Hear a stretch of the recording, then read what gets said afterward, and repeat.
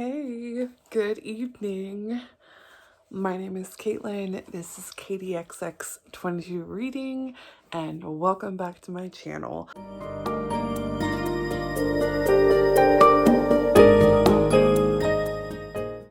Long time no see. It has been over a week since I made a video, and partly because there's a lot of stuff going on in my life, also partly because I am in the process of finishing up a reading challenge that I set for myself for the month.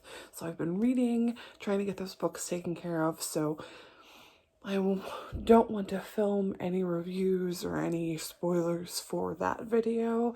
So I've kind of just been waiting until I had a couple of books finished that I wanted to talk about / review before I do my end of the month wrap up, where I don't want to spend too much time going over in depth the books that I read in the month. Mostly I just want to be able to give a brief little oversight how I felt about it in those videos. Anyway, let's pop into it. So glad that you're back here with me. I am trying on a new setup. I like to see my corner shelf over there. And I'm wearing the book was better t-shirt because, you know, I'm in the mode. The first book I want to talk about is The Historian by Elizabeth Kostova. Hold on a second. I love this book. This was the second time that I've read this book, and it's a chunker. Oh, how many pages is this? Almost 700 pages. I read this one probably 2 years ago. It was recommended to me by a friend off of Bookstagram, and literally could not put it down. Loved it the first time I read it. And then this year for one of my book clubs, it was my recommendation for our book club to read it because I loved it so much.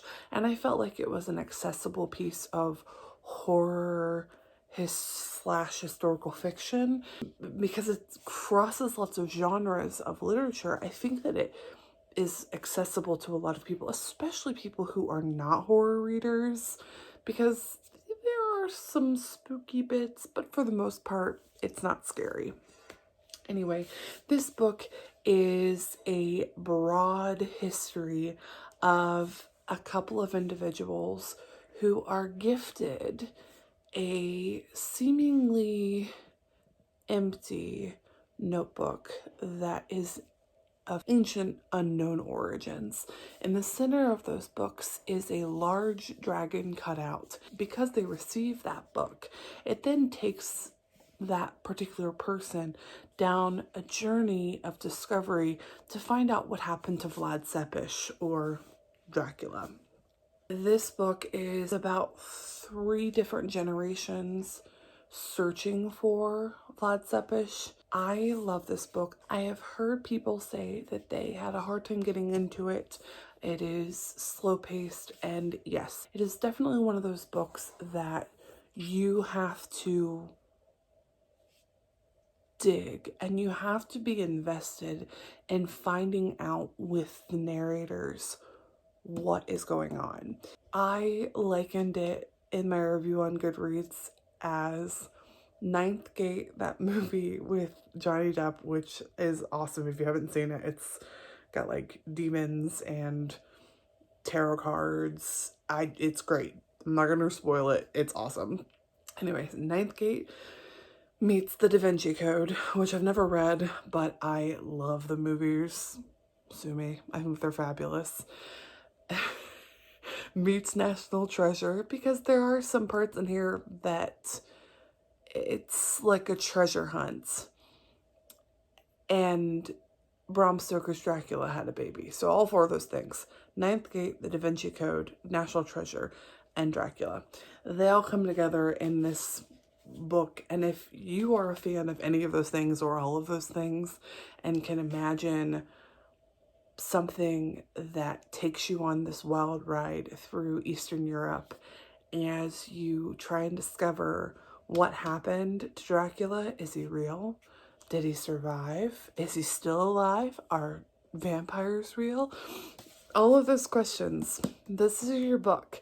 Again, if you're not a horror reader, that's okay, because this book is accessible. There are parts that are a little more atmospheric, and there are also parts in here that might be a little bit spooky, but overall, this is not a scary book. This is wildly entertaining, and I love it.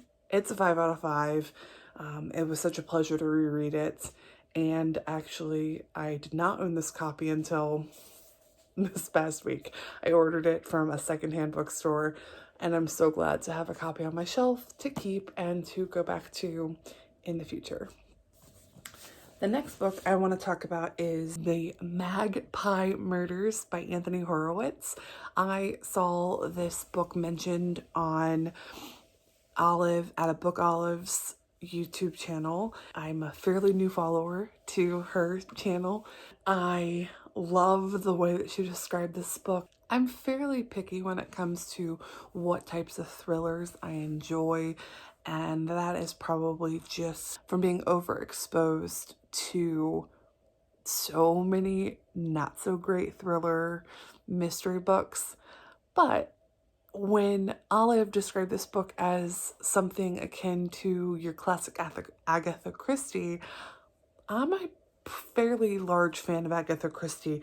Of the books that I've read of hers, I was highly entertained. I found them short and succinct, and that's kind of what I was looking for in this book. I will tell you that this is 2 whodunits in one book, so you get the pleasure of reading a book about a book. Which is always kind of one of those really fun cyclical things in reading, and I think sometimes it's done really well and other times it's not done well. In this book, I think that that story motif was done fairly well. My biggest critique with it was that I was not a fan of how long it took to get answers in either mystery. I totally get why it was that way, as it was part of it sets off the next part of it, and so you can't really have a conclusion here without going into the next part of the story, and so on and so forth. Did I like that? I'm impatient, and I don't necessarily like waiting, especially when it feels like you're on the cusp of finding out who done it. So yeah, that for me was unfortunate. However, I still gave this a 4 out of 5 because I did find it highly entertaining, and I enjoyed, if you are an audiobook fan, I enjoyed both narrators of this audiobook. There's a male and a female narrator, and they do an amazing job. I definitely recommend this if you're somebody who likes a cozy mystery that's a little bit more dark, and definitely Agatha Christie adjacent. So if you're a fan of hers, check this book out. I enjoyed it. The next book I want to talk about is Record of a Spaceborne Few by Becky Chambers. This is book 3 in the Wayfarers series. It's magical. This whole series is so good. It is people-based, even though some of the people aren't people, they're aliens or AI. However, I found every one of these books in this series to just be very deep and layered. I will tell you that this book, the third in this series, was not my favorite. I still gave it 5 stars on Goodreads, but it's more like a 4.5, a 4.5, because there was a long time in this book where I was like, okay, like let's get on with it. And I felt like, and my favorite book in the series is the second one, because that book just wrecked me. It was so good start to finish. I like the nods in this one to both the first and the second book. They're not necessarily series in that you have to read book 1 to read book 2 to read book 3. I do recommend reading them in order because there are parts that might spoil you for the previous books. However, you don't have to if you don't want to, because they are not direct sequels. They're companion novels. Anyway, this one follows a group of individuals on one of the flagships of the Exodans and their life and basically day-to-day, how people interact. What Becky Chambers does really well in her writing is that she is always cognizant of showing everything, race, gender, and using proper pronouns, making sure people have a voice, educating people and teaching people how to ask the right questions or how to be appropriate in certain situations. She does that across the board in every one of these books in this series. I think that in this one, she does a particularly good job of giving us insight into humanity and a big introspection on where you want to be and your ties to family, fitting in and making sure that you are welcoming and the consequences of not being welcoming or not offering the helping hand because somebody might be less educated about something that you're involved in. Obviously, it's super loosely based. I found that even though this book isn't as strong as the other two books are, in my opinion, this book still made me cry. I have cried in every one of the books in this series, and that's just because humanity. The reactions and how Chambers writes them and how people are feeling in a certain instance or after a certain instance, she's phenomenal. She's just really magical. The last book I want to talk about is book 3 in the Wayward Children series, and that's Beneath the Sugar Sky by Shauna McGuire. I'm flying through this series. That's all you need to know. I gave this book 5 stars. I am amazed at how much story McGuire is fitting into such a short period of time. If you are listening to the audiobooks, they are not even 5 hours long. That is nothing. That is no time. Like, that's a day. You sit down, you listen to it, it's done. Especially if you listen to them sped up like I do. For this book, we go back to the original timeline of the first book. And so this takes place a couple weeks after the end of the first book. I really love the world building because we get to go through another door. Actually, we get to go through another couple of doors, and just to live inside somebody's brain who's able to think up all of these mystical, mythical, fantastical worlds to give each individual that would go into those worlds the specific personalities that she does. It's wonderful. It's so good. I already have the next book on hold from the library because why not? Why the hell not? Waiting, schmeating. That's all that is. Like I said, I gave this one 5 stars. I've given every book in this series so far 5 stars. I was worried that it was going to be super overhyped. I have heard the complaints that people say that they wish that there was more story. But I really think that McGuire's goal in this series is to intrigue you enough and entertain you in a book with a story, and then from there she's weaving this series together. So she's making a beautiful blanket, so to speak. She's taking her time, and not in the normal sense of taking her time in an individual book and giving you all this world building and all kinds of stuff going on. She's giving you a piece of literature that you can read quickly, and then she's coming back and giving you another piece of literature in the series that you devour, and then you're like, okay, but what can I have more?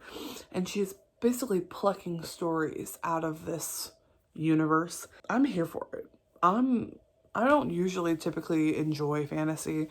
Every now and then, maybe.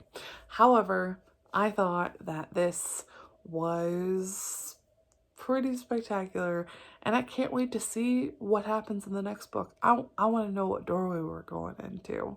So that was 4 reviews from me. Long time no see.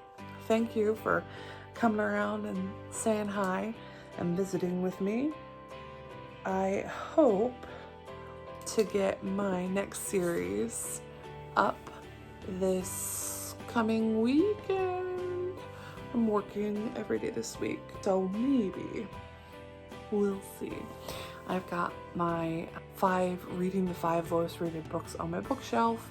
That's the one that I've reserving all kinds of tea for. And I will also do an April wrap up and a May TBR, which I'm kind of excited about. I think I'm going to do a challenge in May, but I don't know what to do. So maybe I'll do a little bit of research and pull some more books off my bookshelf. Yay! Anyway, I hope you guys have a great night. I hope that your families are safe, that you're finding time to read and relax. Give yourself grace in this hectic, chaotic time period. Have a great night, and I will talk to you guys next time and see you in the next video. Bye!